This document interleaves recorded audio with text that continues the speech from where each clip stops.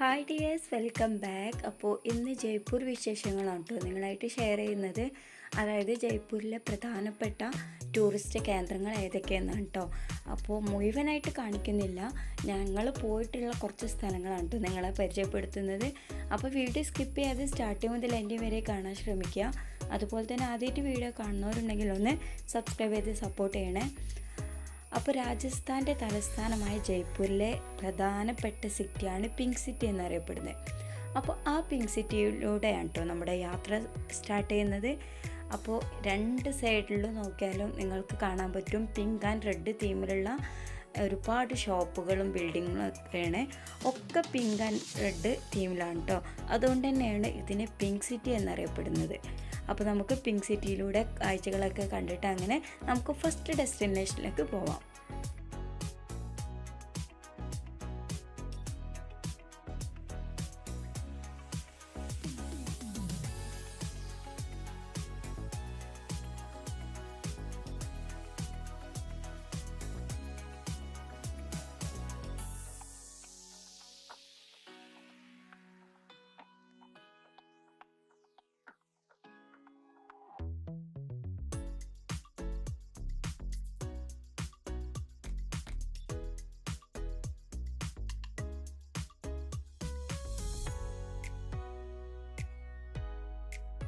അപ്പോൾ നമ്മൾ ആദ്യം തന്നെ എത്തിയിട്ടുള്ളത് ആൽബർട്ട് ഹാൾ മ്യൂസിയത്തിലാണ് കേട്ടോ. അപ്പോൾ ഈ ഒരു മ്യൂസിയം എന്ന് വെച്ചാൽ രാജസ്ഥാനിലെ തന്നെ ഏറ്റവും വലിയ മ്യൂസിയം ആയിട്ടാണ് ഇത് അറിയപ്പെടുന്നത്.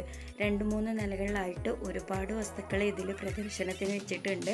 രാവിലെ 9 മണി മുതൽ 5 മണി വരെയാണ് ഇവിടെ സന്ദർശന ടൈം. അപ്പോൾ 40 രൂപയാണ് ഒരാൾക്ക് ടിക്കറ്റിന് വരുന്നത്. അതല്ല നിങ്ങൾക്ക് 7 മണിൻ്റെ ശേഷം വരുന്നതെങ്കിൽ 7 മണി മുതൽ 10 മണി വരെയും ഓപ്പണിംഗ് ആണ്. ആ ഒരു ടൈമിൽ വരിക എന്നുണ്ടെങ്കിൽ ഇവിടെ ഒരാൾക്ക് 100 രൂപയാണ് കേട്ടോ വരുന്നത്. അപ്പോൾ രാത്രി കാലങ്ങളിലെ കാഴ്ചകളാണ് ഇവിടെ അതിമനോഹരം. കാരണം അപ്പോഴത്തെ ലൈറ്റിങ്ങും കാര്യങ്ങളൊക്കെ ആയിട്ട് അടിപൊളിയാണ്. അപ്പോൾ ഏതായാലും നമുക്ക് മ്യൂസിയത്തിനുള്ളിലെ കാഴ്ചകളൊക്കെ ഒന്ന് കാണാം.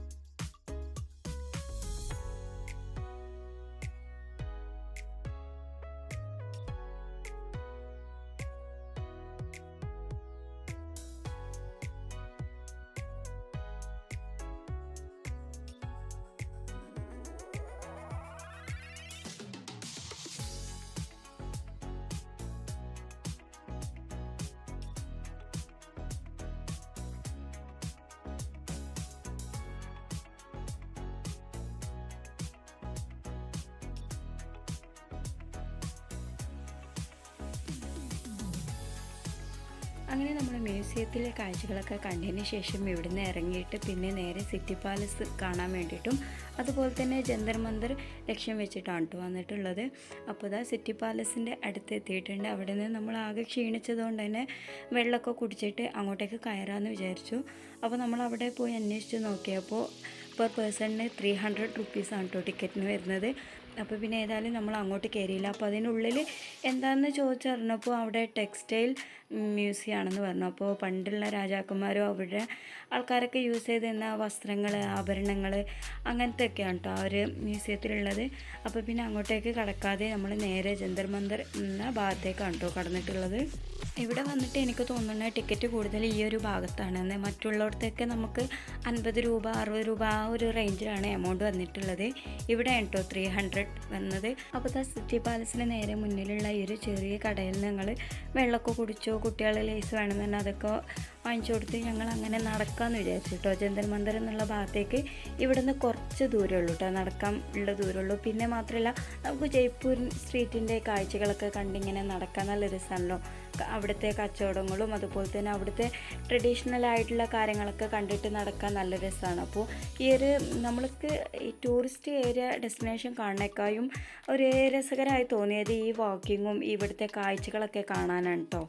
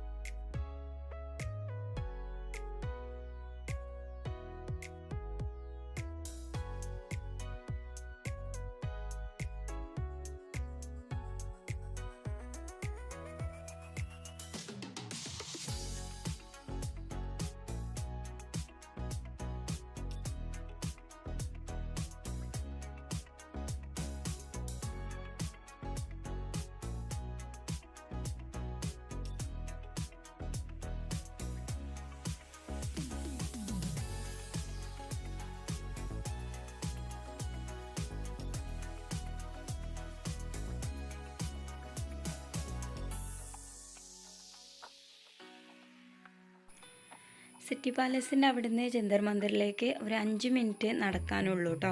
അപ്പോൾ നല്ല രസകരമായിട്ടുള്ള കാഴ്ചകളൊക്കെ കണ്ടിട്ട് അങ്ങനെ നടന്നതാണ് ഞങ്ങൾ ടിക്കറ്റ് എടുക്കുന്ന ഭാഗത്ത് എത്തിയിട്ടുണ്ട്. അപ്പോൾ ടിക്കറ്റ് എടുക്കാൻ വേണ്ടി പോയിട്ടുണ്ട്. അപ്പോൾ ഈ ഒരു ഭാഗത്ത് ഇലക്ട്രിക് റിക്ഷകളൊക്കെ ഒരുപാടുണ്ട് കേട്ടോ.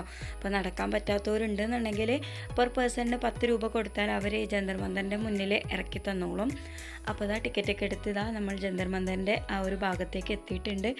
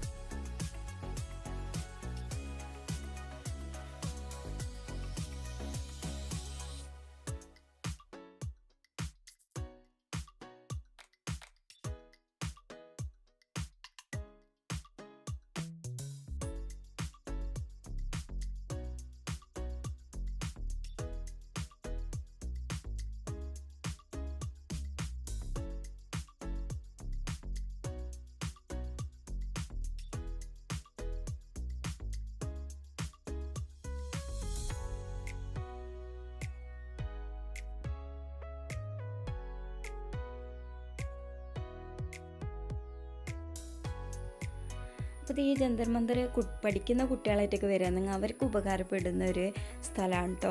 പണ്ടത്തെ ആൾക്കാർ സമയം നോക്കാനൊക്കെ ഉപയോഗിച്ചിരുന്ന ഉപകരണങ്ങളും അങ്ങനത്തെ സംഭവങ്ങളൊക്കെയാണ് ഈ ഒരു ജന്തർ മന്ദറിൽ കാണുന്നത്. അങ്ങനെ ഞങ്ങൾ അവിടുത്തെ ഇതൊക്കെ കഴിഞ്ഞിട്ട് ഇറങ്ങി നമ്മൾ നേരെ ജാൽമഹൽ കാണാനാണ് പോയിട്ടുള്ളത്. അപ്പോൾ അതിൻ്റെ ഇടയ്ക്ക് നമ്മൾ ഹവാമഹൽ കണ്ടു കേട്ടോ. അപ്പോൾ അത് കണ്ടപ്പോൾ ജസ്റ്റ് അവിടെ നിന്ന് നിർത്തി നമ്മൾ ഫോട്ടോസും വീഡിയോസൊക്കെ എടുത്തു. അപ്പോൾ അതിന് ജസ്റ്റ് മുന്നിൽ നിന്നിട്ടാണ് കേട്ടോ, അതിൻ്റെ ഉൾവശത്തേക്ക് കയറിയിട്ടില്ല. അപ്പോൾ ഈ ഒരു ഹവാമഹലിൻ്റെ പ്രത്യേകത എന്ന് വെച്ചാൽ 953 ജനലുകളുണ്ട് എന്നാണ് കേട്ടോ അതിന് പറയപ്പെടുന്നത്. പണ്ടത്തെ അവിടുത്തെ രാജകുമാരികൾക്ക് അവിടുത്തെ സ്ട്രീറ്റിലെ കാഴ്ചകളൊക്കെ കാണാൻ വേണ്ടിയിട്ടാണ് കേട്ടോ. അവർക്ക് സ്ട്രീറ്റിലെ കാഴ്ചകളൊക്കെ കാണാം, പക്ഷേ നമുക്ക് അവരെ കാണാനും പറ്റില്ല. ആ ഒരു രീതിയിലാണ് കേട്ടോ അവിടുത്തെ ജനലുകളൊക്കെ നിർമ്മിച്ചിട്ടുള്ളത്. അപ്പോൾ അത് അവിടുന്ന് നമ്മൾ ഒരു കുറച്ച് നേരം നിന്നിട്ടുള്ളൂ, പെട്ടെന്ന് അവിടുന്ന് പോന്നു. കാരണം നമുക്ക് ഇന്ന് തന്നെ തിരിച്ചു പോകണം, ഡൽഹിയിലെത്തണം. നമുക്ക് അവിടെ നിന്നാണ് കേട്ടോ ഫ്ലൈറ്റ് ഉള്ളത്. അപ്പോൾ ജയ്പൂരിൽ നമ്മൾ അടുത്ത ഡെസ്റ്റിനേഷൻ ജാൽമഹലാണ് കേട്ടോ. ഇതൊരു പ്രത്യേക ഒരു ആംബിയൻസ് ഉള്ളൊരു പ്ലേസാണ് കേട്ടോ. ഇവിടെ കുട്ടികൾക്കായാലും വലിയവർക്കായാലും ഭയങ്കരമായിട്ട് ഇഷ്ടപ്പെടുന്നൊരു പ്ലേസാണ്. ഇവിടുത്തെ ജാൽമഹലിൻ്റെ പ്രത്യേകത എന്ന് വെച്ചാൽ വെള്ളത്തിൻ്റെ സെൻട്രൽ ഭാഗത്തായിട്ടാണ് കേട്ടോ ആ ഒരു ജാൽമഹൽ സ്ഥിതി ചെയ്യുന്നത്. സച്ചിതായിക്കാനെ വലിച്ചു കൊണ്ടുപോകുന്നുണ്ട് ഇലക്ട്രിക് സ്കൂട്ടറിൽ ഓട്ടണം എന്ന് പറഞ്ഞിട്ട്. അപ്പോൾ ഇവിടെ അതൊക്കെ അവൈലബിൾ ആണ് കേട്ടോ കുട്ടികൾക്ക് വേണ്ടിയിട്ടുള്ള. അപ്പോൾ എനിക്ക് തോന്നുന്നത് ഇതിൽ ഭയങ്കര ചാർജായി തോന്നുന്നു. ഒറ്റ റൗണ്ടിന് 100 റുപ്പീസാണ് കേട്ടോ കൊടുത്തിട്ടുള്ളത്. ഏതായാലും അവൻ്റെ ഒരു ആഗ്രഹമല്ലേ എന്ന് വിചാരിച്ചിട്ട് ഒരു ഇലക്ട്രിക് ബൈക്കിൽ കയറ്റി കേട്ടോ. അപ്പോൾ റിമോട്ട് കൺട്രോൾ ഉണ്ട്, അവർ ആ ഒരു കൺട്രോളിലാണ് കേട്ടോ അവനെ കൊണ്ടുപോകുന്നത്.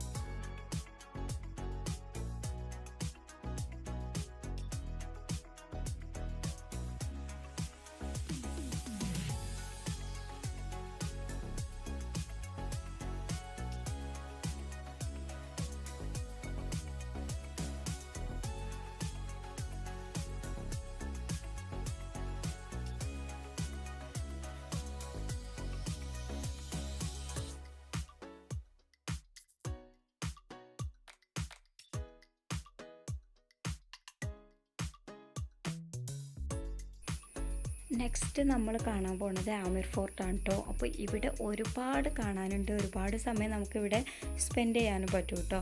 ഇതൊരു പരന്ന് പിടിച്ച് കിടക്കുന്ന ഒരു സ്ഥലമാണ്. അതിൻ്റെ ഉൾഭാഗത്ത് കയറിയിട്ട് നമ്മൾ പുറത്തേക്ക് നോക്കുകയാണെങ്കിൽ ഭയങ്കര അടിപൊളി വ്യൂ ആണ് കേട്ടോ. ഞാൻ ഇതിൽ കാണിച്ചു തരാം. എനിക്ക് ഇവിടെ വന്ന ജയ്പൂരിലെ ഏറ്റവും ഇഷ്ടപ്പെട്ട ഒരു പ്ലേസാണ് കേട്ടോ ഇത്. അപ്പോൾ ആമിർ ഫോർട്ടിൻ്റെ ഉള്ളിലത്തെ വിശേഷങ്ങളൊക്കെ കാണാം.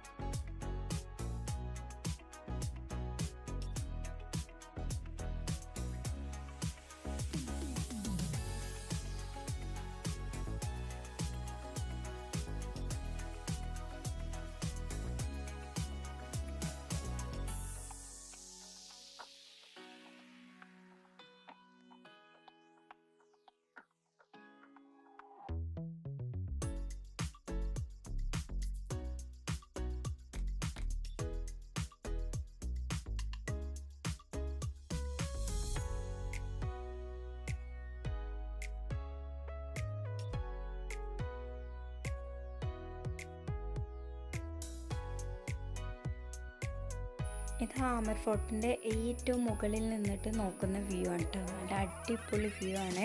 ഇവിടെ നിന്ന് നോക്കിയാൽ നമുക്ക് ആമർ ഗ്രാമം മൊത്തത്തിൽ കാണാൻ വേണ്ടിയിട്ട് പറ്റും കേട്ടോ. അപ്പോൾ ഈ ഒരു ഭാഗത്തായിട്ട് ഒരുപാട് അമ്പലങ്ങളുണ്ട്. അപ്പോൾ ഈ ഒരു ആമർ ഗ്രാമത്തിൽ തന്നെ 300ഓളം അമ്പലങ്ങളുണ്ട് എന്നാണ് കേട്ടോ പറയപ്പെടുന്നത്.